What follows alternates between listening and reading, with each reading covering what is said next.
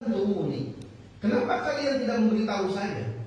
Rasul merasa kecewa berat dan marah.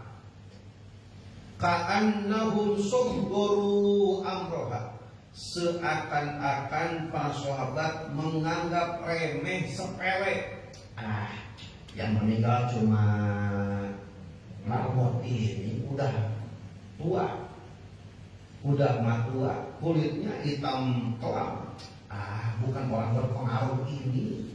Mati kok gak bakal ada yang sedih, mati kok gak bakal ada yang nyari. Kita udah kuburin, langsung kuburin. Bahasa kita begitu. Dianggap sepele, dianggap remeh. Yang meninggal cuma marbot, bukan pejabat ini, kan begitu. Beda Pak. Kalau orang fakir, orang miskin meninggal, ya kita tahu lah. Orang tutup mata, orang pada tutup mata. Tapi kalau yang meninggalnya orang kaya, jalan diblokin, gang diblok. Yang meninggalnya orang kaya, yang takziah banyak, rangkaian bunga berjejer. Yang meninggalnya kaya. Coba yang meninggalnya miskin, ada kehitung jari Pak. Dan uniknya lagi, bagaimana sahabat ini tidak sampai memberitahukan kabar kepada Rasul. Rasul menyimpulkan ka'annahum sabbaru amroha, seakan-akan di para sahabat menganggap remeh, menganggap sepele, menganggap kecil peristiwa kejadian ini. Yang penting cuma marbot ini bukan orang berpengaruh, bukan tokoh, bukan orang kaya. Udah kuburan langsung, gak bakal ada orang yang sedih ini. Maka Rasul berkata, duluni ala qabriha, tunjukkan di mana kuburnya. Bukan cuma Rasul kecewa dan marah. Kenapa tadi kasih tahu? Rasul langsung duluni ala qabriha, tunjukkan di mana kuburnya. Karena Rasul di pinggiran pemakaman, gawir, kakinya tuh separuh keluar. Atau maaf Pak, dianggap sepele, dianggap remeh. Beda kalau orang meninggal mah bagian depan kuburannya kok. Ini mah orang gak punya harta, gak punya kekuatan, gak punya pengaruh, cuma buat doang. Sampai meninggal Rasul gak dikasih tahu. Wajar kalau Rasul marah, kecewa. Dan Rasul berkata, duluni ala qabriha, tunjukkan di mana kuburannya. Setelah ditunjukkan posisi letak kuburnya, fasalla ala qabriha, maka Rasul pun sholat jenazah di atas kuburnya. Sampai segitunya Rasul perhatian pelayanan kepada umat. Gak separuh-separuh. Maka bagusnya kalau kita melayani, jangan cuma ketika matinya doang. Ketika meninggal datang, duduk, kongkok, ngobrol. Ngelatih gak itu enggak. Maka boro-boro udah aduhai. Maka bagaimana pelayanan secara individu, secara kolektif, bermasyarakat, bagaimana Rasul mencontohkan. Bukan hanya mendengar informasi duka, prihatin, musibah, ujian cobaan umat, tapi totalitas. Bagaimana Rasul sampai tanya di mana kuburannya. Sampai Rasul turun tangan, fasalla ala qabriha, sampai Rasul rela seorang pemimpin bukan hanya turun dan bertanya, tapi Rasul meluangkan waktu meski tertinggal. Rasul sholat jenazah di atas kuburannya. Padahal yang meninggal seorang, apalagi kalau yang meninggalnya lebih daripada itu. Seorang marbot saja sebegitu perhatian turun tangannya Rasul, begitu empati simpatinya Rasul. Maka tidak tiada banding, laqad kana lakum fi Rasulillahi uswatun hasanah. Di kita, jangankan di kita, di berbagai daerah, kalau ada orang meninggal, kalau ada orang musibah, paling banter nyolatin doang. Udah berarti bubar. Jangan-jangan ke pemakaman, betul-betul. Jangan-jangan.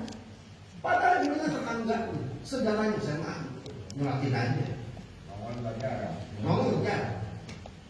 Pas ketika takjiah, bukannya ngajiin, malah kongkok ngobrol, gak haula wala quwata. Maka asyuglu la yusgol. Orang yang sedih jangan ditambah sedih. Orang yang repot jangan ditambah repot. Sudah mah mereka sedang sedih, takziah minta kopi. Umpamanya kan ngerepotin yang punya rumah itu, Pak. Yang repotin itu. Jangan sampai yang susah ditambah susah, yang repot ditambah repot, yang sakit ditambah sakit, yang sedih tambah sedih, yang berduka ditambah duka. Maka kita umat seyogianya meringankan keprihatinan duka dan sakit mereka.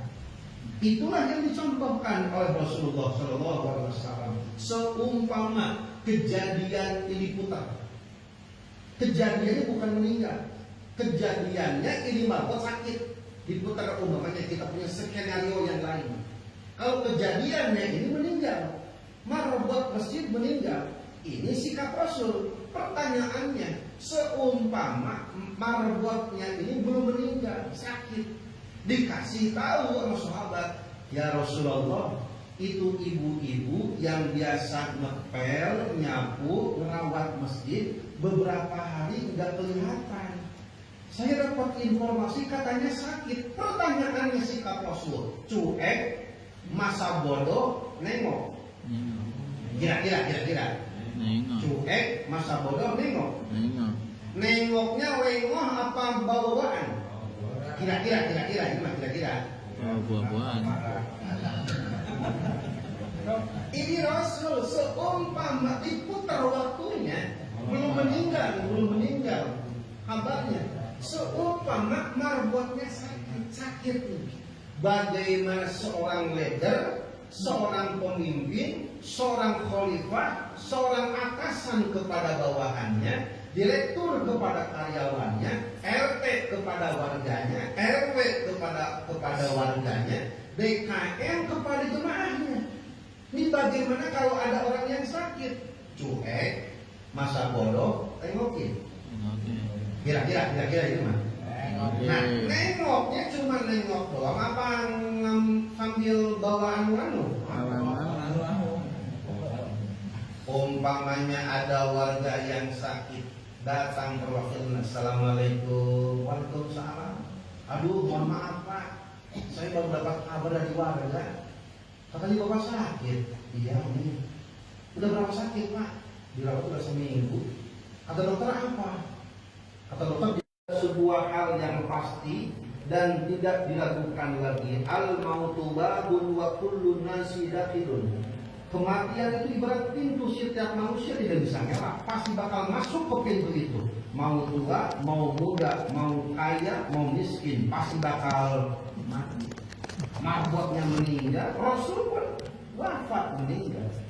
Yang kedua, hikmah yang kedua adalah al-istihbab bina'lil maut. Dianjurkan untuk menyebarkan informasi kenal. Gak harus tanya dekat apa enggak dekat, akrab apa enggak akrab, enggak kenal, pendatang apa pribumi, ngontrak apa punya rumah sendiri, meninggal di depan kita udah bantu. Kenapa orang mati kagak mesen di mana matinya, tuh Pak? Ada orang meninggal bisa mesen matinya di mana? Enggak ada. Dan ini menjadi problematika umat di masyarakat. Banyak kejadian Pak di luar sana. Ada seorang ayah mau nengok main ke cucunya, pergi dari luar daerah, katakanlah dari Jawa, pergi ke Bekasi, cerita mau nengok cucu, karena sudah repot, sudah tua, sakitan. Ternyata jiwa semangatnya pengen ketemu keluarga, nengok cucu, nyampe bukannya sehat malah sakit. Yang tadi rencana awal mau ketemu keluarga, nengok cucu, ternyata nyampe ke rumah anaknya malah jatuh sakit. Dibawa ke rumah sakit, kata usada, angkat tangan. Kata usada, lempar ke pon. Di pon, angkat tangan. Kata pon, lempar sono ke Masjid Ciawi, palu-palu, lempar sono, meninggal di jalan. Padahal bagaimana perasaannya anaknya yang